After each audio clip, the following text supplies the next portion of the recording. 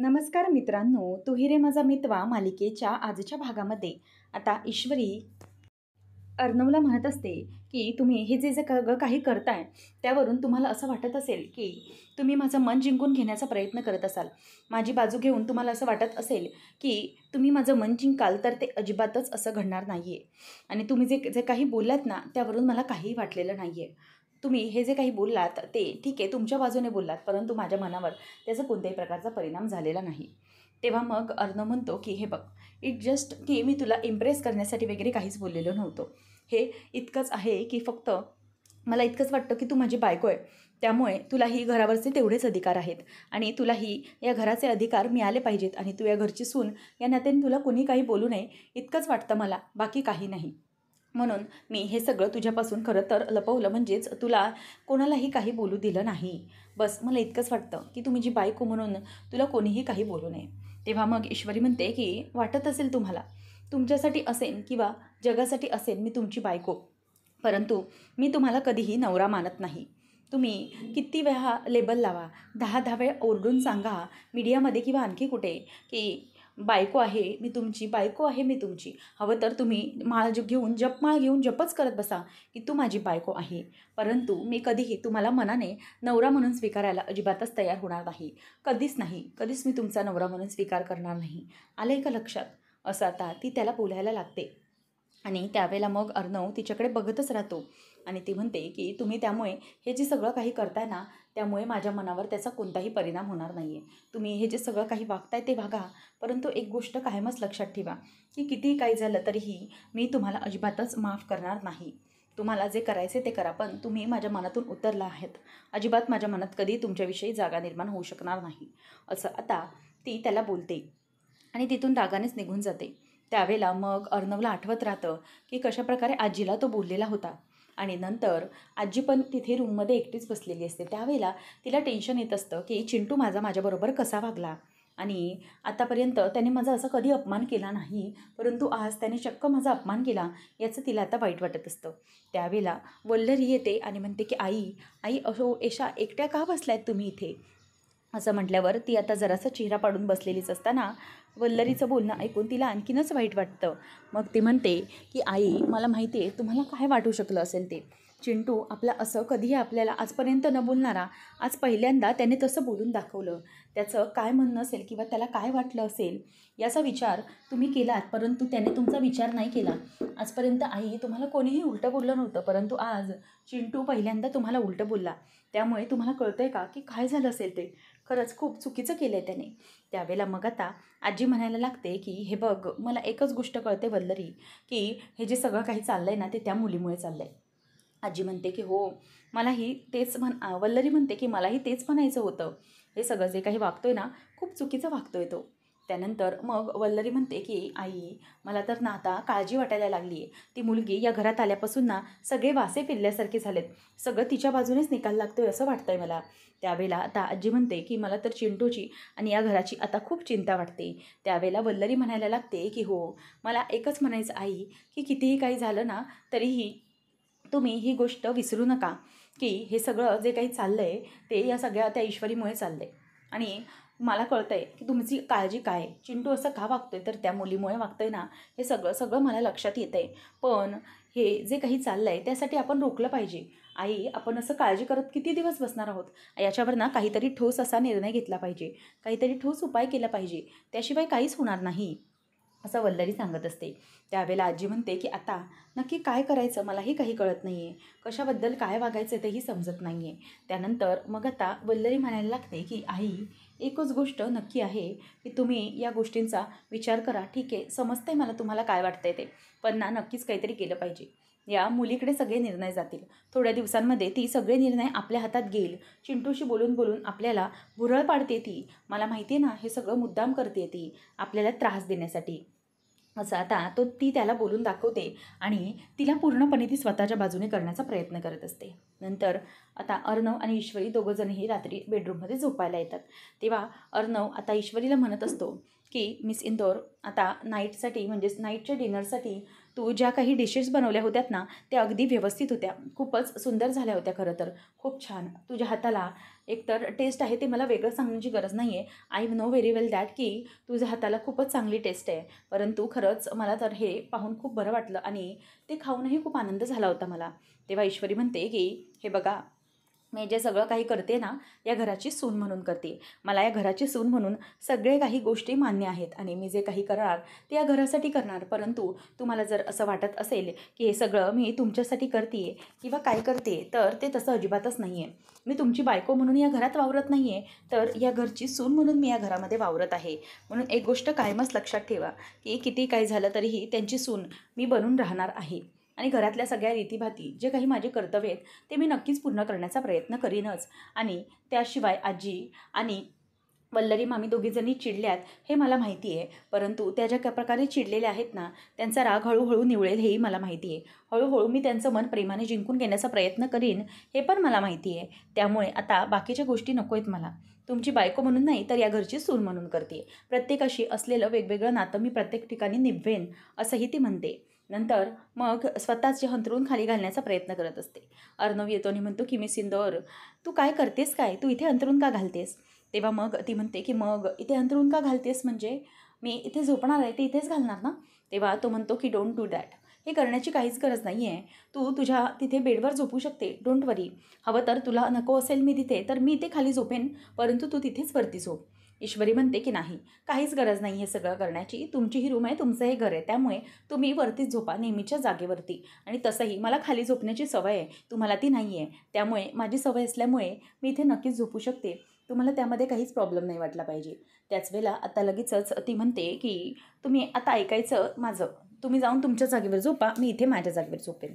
तेव्हा मग अर्णव म्हणायला लागतो की मी सिंदूर, अगं किती किती असं स्वतःची आर्ग्युमेंट करणार आहेस तू. तो आता ते खेचून घेत असतो, त्याचबरोबर ती पण ती चादर खेचून घेत असते. नाही, मला तुमचं ऐकायचंच नाही आहे. हे बघा, प्रत्येक ठिकाणी ना तुमची अशी मनमानी होऊ शकत नाही. तेव्हा मग अर्णव म्हणतो की don't argue me Sindoor, please तू वरती झोप. असं तू खाली झोपलेली मला चालणार नाही. त्यावेळेला मग आता ती म्हणायला लागते की अजिबात नाही, काहीच फरक नाही पडत आहे, मला काहीच वाटत नाही आहे. त्यामुळे प्लीज तुम्ही हे सगळं ना माझ्यासमोर दाखवू नका. मला हे जे सगळं काही करायचं ते मीच करेन आणि मी इथे झोपायचं आहे. प्रत्येक वेळेला मी तुमचं ऐकून घेईल असं काही होणार नाही. माझ्या आयुष्यात तुम्ही जे काही निर्णय घेता ते प्रत्येक मी ऐकूनच घेईल ना, असं अजिबात समजू नका, कळलं तुम्हाला? असं ती त्याला ओरडते. आणि असं ओरडत असताना अर्णव तिच्याकडे बघतच राहिलेला असतो. ईश्वरी ही मस्तपैकी आता तिथेच खाली झोपलेली असते आणि अर्णवचं तिने ऐकलं नाही, त्यामुळे अर्णवलाही खूप वाईट वाटत असतं. ती तिथल्या तिथेच झोपून असते आणि त्याच वेळेला अर्णव सारखा सारखा उठून तिच्याकडे बघत असतो, परंतु तिचा अजूनही डोळा लागत नसतो. अर्णव आता विचार करतो की डोकं थोडं शांत ठेवण्यासाठी मी बाहेर जातो, म्हणून तो तिथून रूमच्या बाहेर निघून जातो.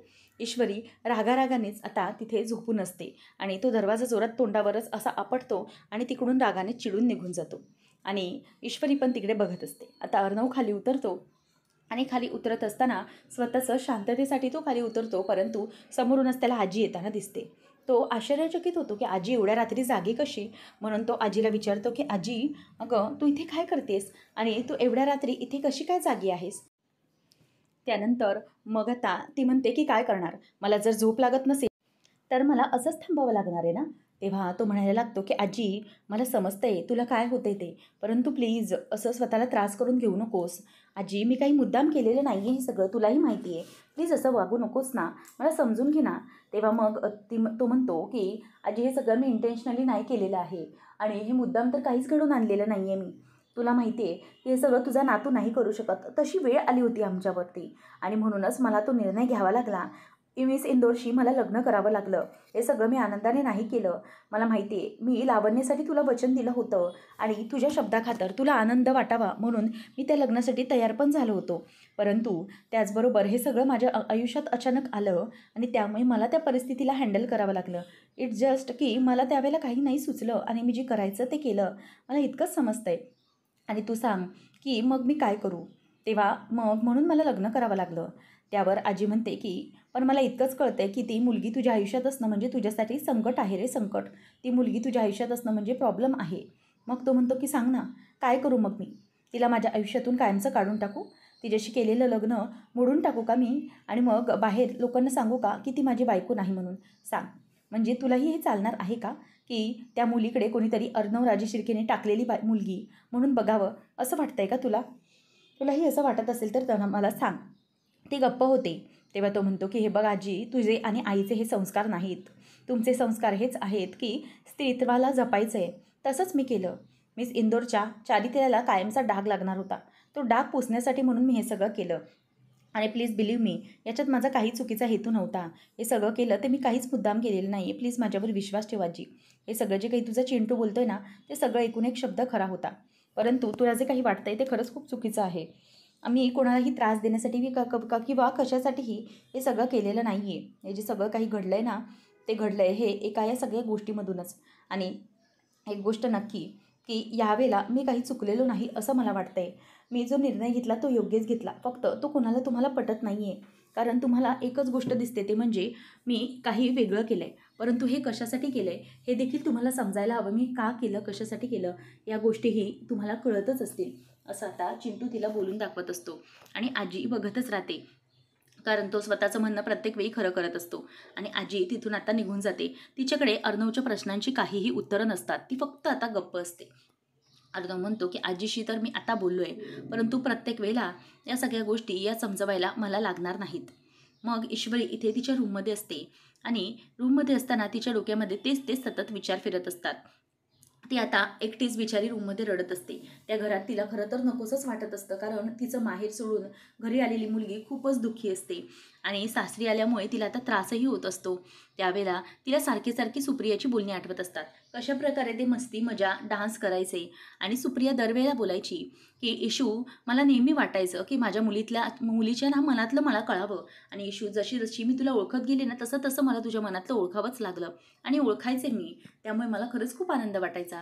नंतर लग्न झाल्यानंतर सुप्रिया अर्णवला म्हणते की आमच्या मुलीला आम्ही खरंच खूप प्रेमाने अगदी व्यवस्थित सांभाळलं आहे. तुम्ही तिला असंच जपा. तेव्हा मग त्यानंतर अर्णव समोर तिला बसून हसताना तिच्यावर दिसत असतो. तो समोर सोफ्यावर बसला आहे आणि ईश्वरीच्या त्या परिस्थितीवर तो हसतोय असं तिला वाटत असतं. आणि त्यानंतर मग ईश्वरीच्या लक्षात आठवतं की कशाप्रकारे अर्णवने जबरदस्ती तिच्या गळ्यामध्ये मंगळसूत्र घातलेलं होतं.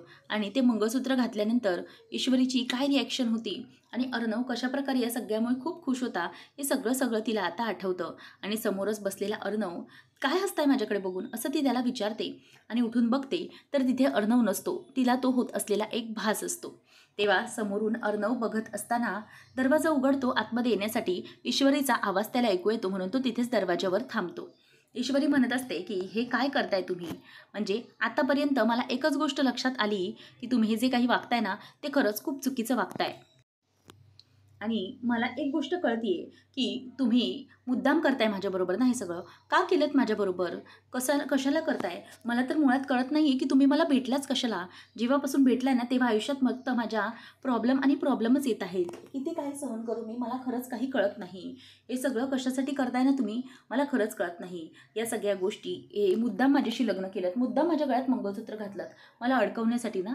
खुश होते ना मी माझ्या घरामध्ये, माझ्या माणसांमध्ये आणि माझ्या होणाऱ्या लग्नामध्ये मी खुश होते. परंतु तुम्ही मुद्दाम माझ्या गळ्यामध्ये मंगळसूत्र घातलं आणि मला या परेशानीमध्ये तुम्ही ढकललं.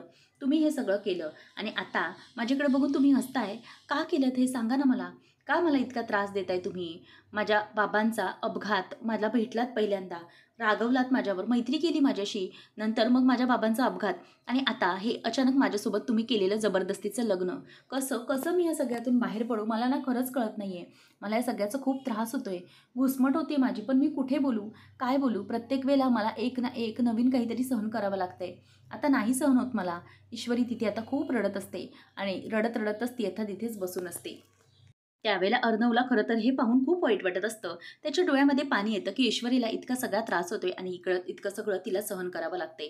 त्यावेळेला मग आता ईश्वरी ही रडतच असते आणि तिला या सगळ्याचा खूपच त्रास होत असतो. अर्णव आता रूममध्ये येतो आणि दरवाजा उघडल्यावरती ईश्वरी पटकन तिथे खाली पडते आणि डोळे बिळे पुसून झोपत असल्याची ॲक्टिंग दाखवत असते की तिला काहीच झाले नाही आहे, सगळं ओके. परंतु तसं काहीच नसतं. आता अर्णव तिच्याकडे बघतो आणि त्यालाही खूप वाईट वाटतं की मिस इंदोर इतका सगळा त्रास सहन करत आहे. त्याचं तिला आता वाईट वाटत असतं आणि म्हणूनच तो त्याच्याकडे न बघता तिथे पुढे निघून जातो आणि ईश्वरी पुन्हा एकदा डोळे पुसायला लागते आणि ती पुन्हा डोळे उघडते. अर्णव बाजूला गेल्यावरती तिचे पुन्हा डोळे उघडतात आणि हे सगळं लांबूनच अर्णव बघत असतो.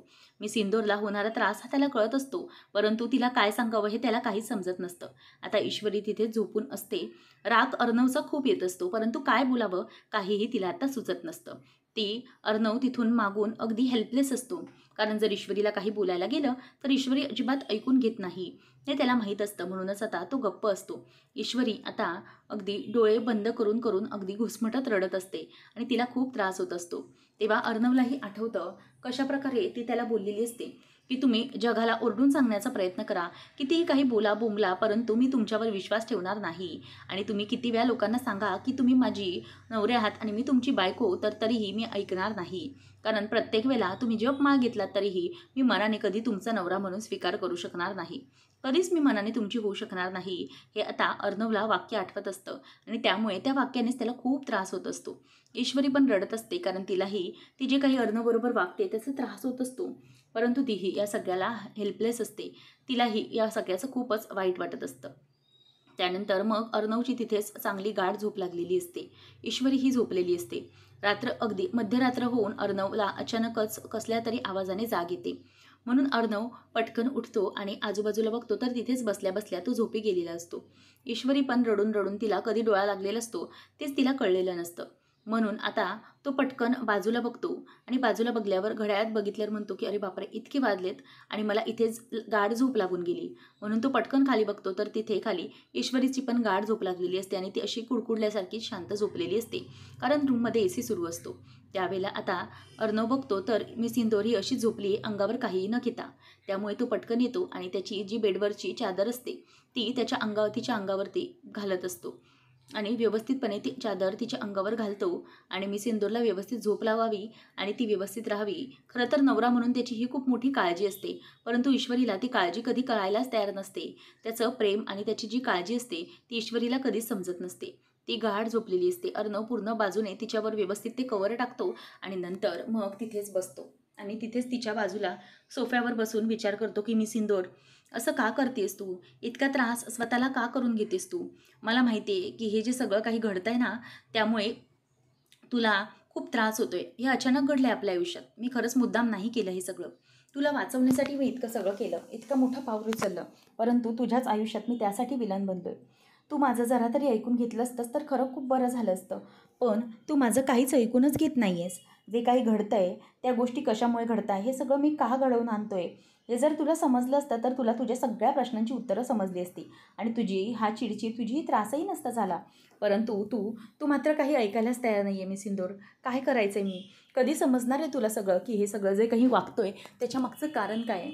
तू मला नवरा म्हणून स्वीकारायला तयार नाही, परंतु मी खरंच सांगतोय तुला, हे जे काही सगळं चाललंय ना, ते मी मुद्दाम नाही करत आहे. हे सगळं मी माझ्या मनाने नाही करत आहे. या सगळ्या गोष्टी घडत आहेत असं सगळं आता तो बोलून दाखवत असतो. आणि ते बोलून दाखवत असताना आता अर्णव हा सारखी त्याचं लक्ष हे ईश्वरीवर जात असतं. ईश्वरी तर गाढ झोपलेली असते, परंतु अर्णवला अजूनही गाढ झोप लागत नसते. तो तिथे सारखा फेऱ्या मारत असतो. ईश्वरी नीट झोपले की नाही, जागी आहे का, होते का, तिला थंडी वाजते का, हे सगळं सगळं तो सारखं सारखं चेक करत असतो. आणि नंतर बेडवर जाऊन बसतो आणि पुन्हा पुन्हा त्याच विचारांमध्ये तो आता गुंतलेला असतो. त्यालाही आता झोप लागत नसते. तसाच तो सोफ्यावर बसून असतो. काय करावं हे काही सुचत नसतं. आणि मग अर्णव त्याच गोष्टींमध्ये विचार करत राहतो की त्या राकेशमुळे हे सगळं घडलं आहे आणि त्या राकेशबद्दल आता काय करायचं आहे काय नाही हे खरंच त्याला सुचत नसतं, कारण अजूनही राकेश आलेला नसतो. त्यामुळे त्याला टेन्शन येत राहिलेलं असतं की काय करू. तर इथे अर्णव तिथल्या तिथेच पहाटे होत आलेली असते, पहाट होते, सकाळ झालेली असते आणि त्याची तिथेच आता झोप लागून गेलेली असते आणि ईश्वरी पण अजून गाढच झोपेत असते. अर्णव तिथेच तसल्या तर तेच बेडवरती अगदी अकडूनच झोपून राहिलेला असतो. तेवढ्यातच त्याला चिंटू चिंटू असा आवाज येतो. तो ताडकन उठतो आणि म्हणतो की हा आवाज कुठून येतोय? म्हणजे ताई ताई आवाज देते का मला? तर चिंटू दरवाजा उघड असं बाहेरून ती आवाज देत आलेली असते. तेव्हा अर्णव पटकन येऊन ईश्वरीला उठवतो की मी सिंदूर उठ पटकन उठ पटकन, ताई आली आहे ताई आली आहे असं तो तिला बोलतो. परंतु ईश्वरीला काही जाग येत नसते. मग तो तिच्या अंगावर टाकलेलं ते पांघरून आता बाजूला ठेवून देतो आणि नंतर मग ताई आली आहे, प्लीज ताई प्लीज उठ लवकर असं तो आता तिला बोलायला लागतो. आणि तिला उचलून आता तो तिथेच बेडवर ठेवायला चाललेला असतो, कारण ईश्वरी काही उठायला तयार नसते. बाहेरून अंजली आवाज देते की चिंटू प्लीज लवकर दरवाजा उघड, बघ ना काय झालंय काय झालंय, असं ती आता बोलत असते. अर्णव आता ईश्वरीला म्हणतो की मी सिंदूर अगं उठ उठ, पण ती उठायला तयार नाही. म्हणून तो आता तिथे तिला उचलतो आणि बेडवर ठेवतो. आणि तिला उचलत असताना आता तिला पटकन जाग येते. तेव्हा ईश्वरी त्याच्याकडे बघतच राहते की काय करताय तुम्ही, सोडा मला. त्यावेळेला मग तो म्हणतो की ताई आले बाहेर, तिने जर तुला असं बाहेर झोपलेलं बसताना बघितलं असतं तर, म्हणूनच तुला उठवतोय. ती म्हणते की उठवायचं ना. तो म्हणतो आवाज देत होतो पण तो ऐकलं नाही. आता ते दोघंजण ते खालचं जे अंथरूण असतं ते अंथरूण उचलून आतमध्ये वरती ठेवत असतात. आणि नंतर ईश्वरीला तो म्हणतो की थांब इथेच. आणि तो धावत बाहेर जातो. ताई काय झालं, दरवाजा उघडतो. तेव्हा ती म्हणते की चिंटू अरे किती वेळ झाला, अरे आजी बघ ना. तेव्हा तो म्हणतो की वॉट, काय झालं आजीचं. तेव्हा मग ती म्हणते की आजी बघ ना, अरे मी तिच्या रूमकडे गेले तर ना दरवाजा वाजवते तर ती दरवाजाच उघडायला तयार नाही आहे. मला खरंच काही कळत नाही आहे, गोळ्या द्यायला गेले तर काय करू काहीच कळत नाही आहे. तेव्हा मग अर्णव म्हणतो की थांब आपण बघूया. तेव्हा ती म्हणते की मला खूप चिंता वाटते रे चिंटू. नंतर सगळेजण तिच्या रूममध्ये जातात.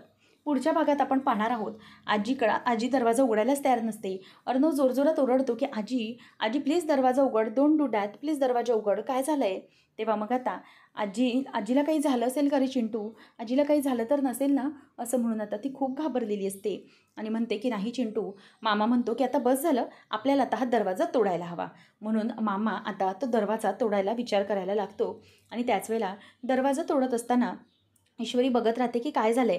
सगळेजण आता दरवाजा तोडून विचार करतात की आतमध्ये जायला.